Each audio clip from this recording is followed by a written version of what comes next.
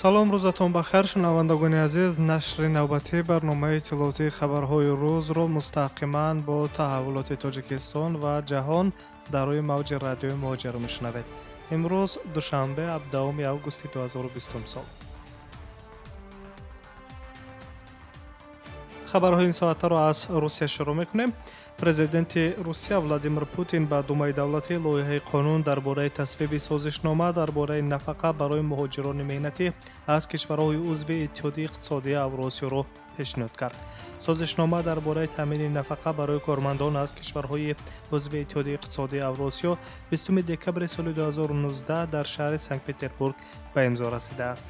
тавзеҳ дода мешавад, ки созишнома ба таъмини ҳуқуқҳои баробари коргарон дар соҳаи нафақа, ҳимояи ҳуқуқҳои иҷтимоии шаҳрвандон аз қаламрави кишварҳои узви Иттиҳоди иқтисодии Авросиё ва инчунин ба рушди ҳамкориҳо дар соҳаи нафақа байни кишварҳои узви Иттиҳоди иқтисодии Авросиё нигаронида шудааст. созишнома муқаррароти асосиро оид ба татбиқи ҳуқуқи шаҳрвандӣ ва аъзои оилаи онҳо ба нафақа, ҳисоб кардани андозаи он, расмиёти содиротӣ ва масъалаи дигари иҷтимоӣ муайян мекунад. қайд карда мешавад, ки Девони вазирони Федератсияи Русия ин қонунро низ дастгирӣ мекунанд. ёдовар мешавем, ки ба Иттиҳоди иқтисодии Авросиё, ки зери раҳбарии Русия таъсис ёфтааст, кишварҳои чун Беларусия, Арманистон, Русия, Қазоқистон, Қирғизистон ва Молдова шомил мебошанд.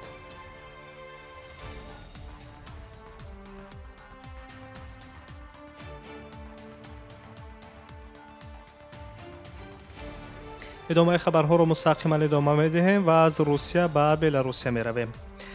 имрӯз 17 август дар Беларусия корпартоии умумии халқӣ баргузор гашт. пештар корхонаҳои сартосари ин кишвар аз ҷумла МТЗ, Гродно-Азот, МАЗ, Белшина ва БМЗ, ки аз корхонаҳои азими Беларус ба ҳисоб мераванд, иштироки худро дар он қаблан эълон доштанд. кормандони Беларусия Калия субҳи 17 август низ тасдиқ карданд, ки онҳо корпартоии умумии халқӣ эълон мекунанд. коргарони корхонаҳои азими Белаз дар Жодино низ дар бораи корпартоии умумии халқӣ хабар дода буданд. коргарони корхонаҳои саноатии тракторсозии Минск субҳи душанбе ба кӯчаҳо баромаданд ва ба заводи чархҳои тракторсозии Минск рафтанд. президент Александр Лукашенко дар ҳамон лаҳза бо чархбол ба назди таҷаммӯи коргарон омад, ки онро хуш напазируфтанд. эътирозҳои оммавии корпартоии умумии халқӣ дар натиҷаи эълони натоиҷи интихоботи президентӣ сабаб гашт. Комиссиони марказии интихоботи Беларус президенти кунунӣ Александр Лукашенкоро дар интихобот ғолиб хонд, ки ин эътирозҳои сартосариро дар ин кишвар оварда расонид.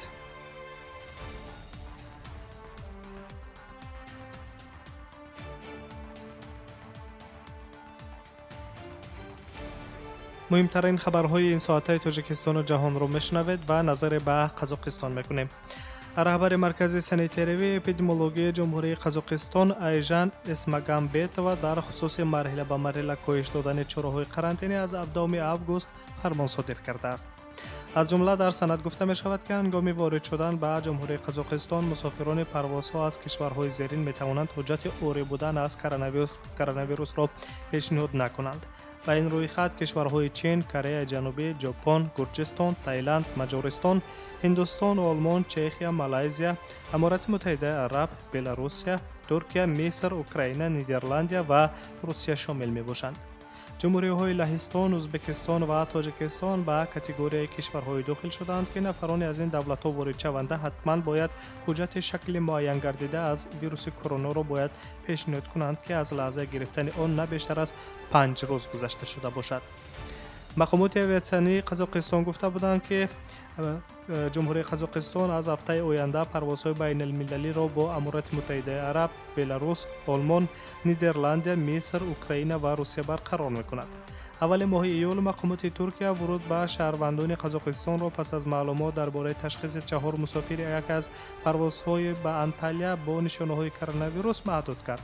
пас аз итминони мақомоти Қазоқистон дар бораи мутаддилсозии вазъи эпидемиологӣ дар Қазоқистон, мақомоти Туркия дубора эълон карданд, ки парвозҳо байни Туркия ва Қазоқистон аз 1 сентябр барқарор мегардад. дар заминаи кам шудани ҳолатҳои нави ба қайд гирифташудаи COVID-19 мақомоти ҷумҳурии Қазоқистон тасмим гирифтанд, ки чораҳои карантиниро, ки 5 июл пас аз зиёд шудани сироятёбӣ ҷорӣ карда буданд, сабук гардонанд. از 17 آگوست در این کشور محدودیت فعالیت بعضی انشاءات سودا و خدمات رسانی از جمله مرکزهای سودا و کاشانه‌های زیبایی اجازه داده می شود.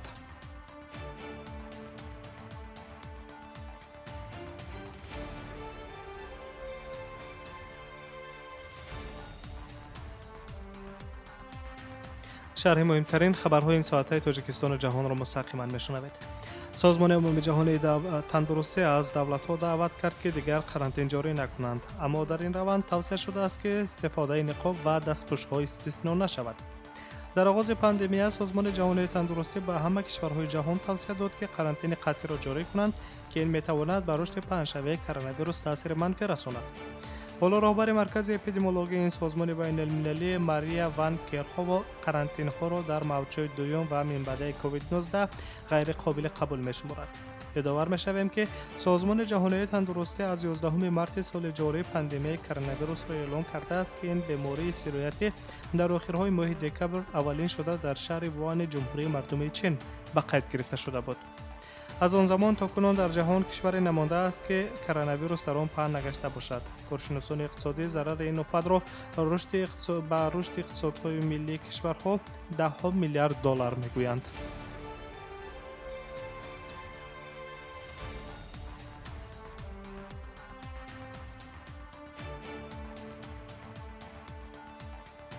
و در آخر نظر به ازبکستان میکنیم.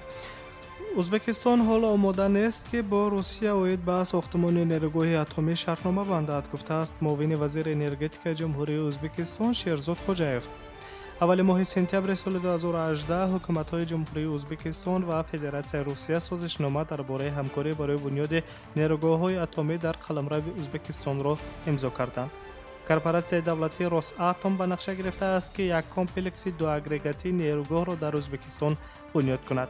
منطقه افضلیت‌ناک ساختمان پایگاه مکان نزدیکی کولی توسکان در ولایت جزخ انتخاب شده است. معاون وزیر انرژتیک ازبکستان علاوه داشته است که در این زمان طرف‌ها تفصیلات تکنیکی و مالیوی را برای امضا کردن شرطنامه طرفین بدون اختلاف تهیه می‌کنند. در بعضی حالت‌ها این کار را کمی دیرتر ولی با شرط‌های جالب کردن بهتر است. حاضر خود همین لحظه علاوه نموده است معاون وزیر انرژتیک ازبکستان شیرزاد خوجایف. ماه فوریه سال 2019 پرزیدنت جمهوری ازبکستان شوکت میرزیویف کانسپت رشد انرژتیک اتمی را در کشورش برای سالهای 2019-2029 تصدیق کرد. در سند پیش بینی شده است که ساختمان نیروگاه اتمی با قرض حکومت فدراسیون روسیه در سال 2022 به نقشه گرفته شده است.